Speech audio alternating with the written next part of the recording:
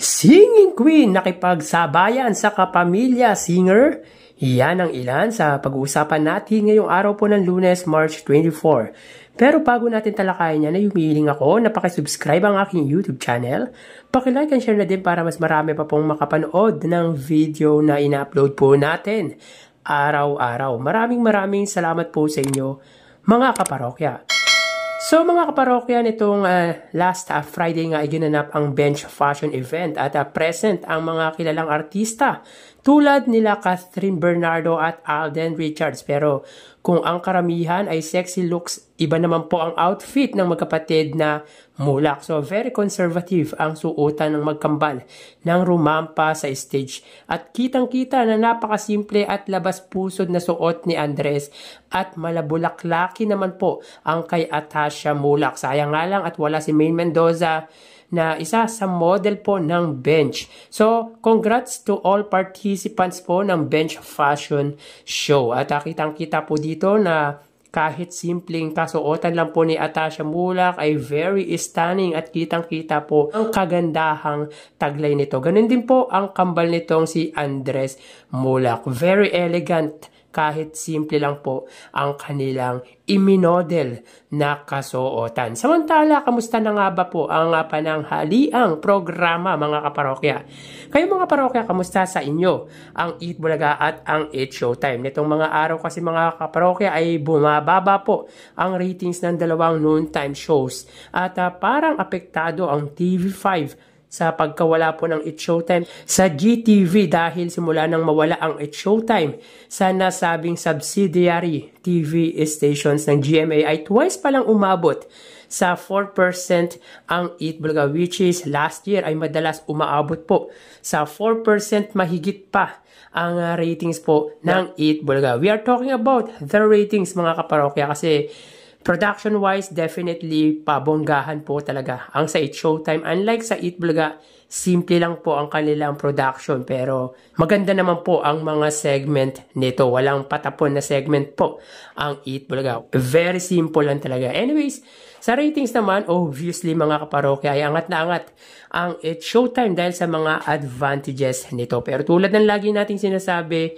kung ratings ng It Showtime sa GMA ay 4 to 5% at ang Eat Bulaga ay 3 to 4%, yan ang ratings na hindi nakukuha ng It Showtime noong nasa TV5 sila. At ang ratings naman po ng It Showtime sa GMA ngayon ang hindi naaabot ng Eat Bulaga dahil 6% pataas ang ratings nito noong time na nasa Kapuso sila. Meaning, mas pinapanood po talaga ang Eat Bulaga kesa sa It Showtime. So, tila apektado mga kaparokya ang TV5 sa pagkawala nga po ng It Showtime sa GTV dahil in 3 months from January up to present ay twice pa lang pong nakaabot ng 4% ang Eat Bulaga, bagay na sobrang di ka panipaniwala mga kaparokya para sa akin dahil sa tagal na po nating nag-check ng ratings at kakaiba po talaga ang lumalabas ngayon. Anyways, ano sa palagay ninyo mga kaparokya ang advantage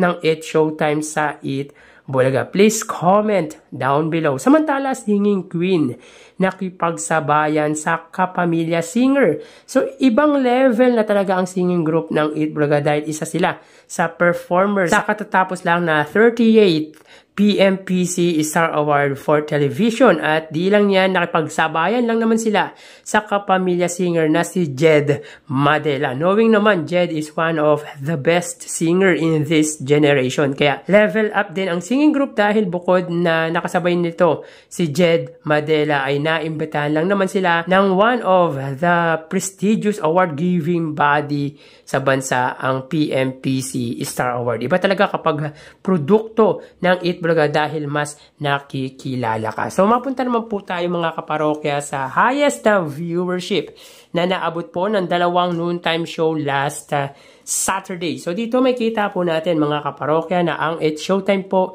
ay may 104,000 viewers. Pero correction lang to mga kaparokya dahil last Saturday po ay umabot po sila ng 106,000 views. Ang nasave lang po natin ay 104. Pero 106,000 views po umabot ang views ng It's Showtime. Samantalang ang Eat Bulaga naman po ay may 135,000 views.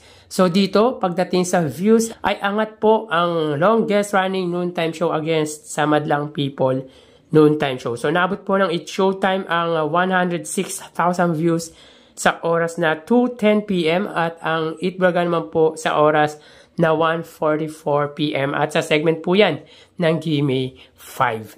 So mapunta naman po tayo sa prizes given na ibinahagi po ng dalawang noontime shows last Saturday. So, quick recap lang po tayo mga kaparokya in 5 days episode mula Monday hanggang Friday, March 17 to March 21.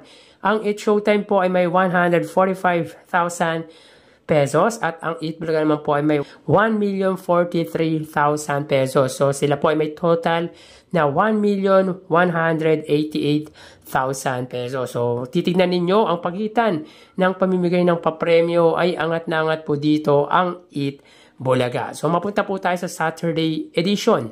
So, dito makita po natin ang It's Showtime ay may 20,000 pesos at ang Eat Bulaga naman po ay may 218,000 pesos. So, Saturday edition to mga kaparokya pero tila ang liit po ng papremyong ibinahagi po ng It's Showtime. So, dito po mga kaparokya ang 20,000 na po na ito ay galing po sa tawag ng tanghalan. Samantalang Eat Bulaga naman po 75,000 galing po sa sugod bahay, 60,000 sa Forinoy, 68,000 sa Gimme 5 at 15,000 naman po sa The Clone. So sila po ay may pinagsamang papremyo that day na 238,000 pesos. Meaning, in 6 days episode, mula Monday hanggang Saturday, sila po ay may pinagsamang papremyo na 1,426,000 pesos. 165,000 dito ay sa Eat Showtime at ang 1,261,000 naman po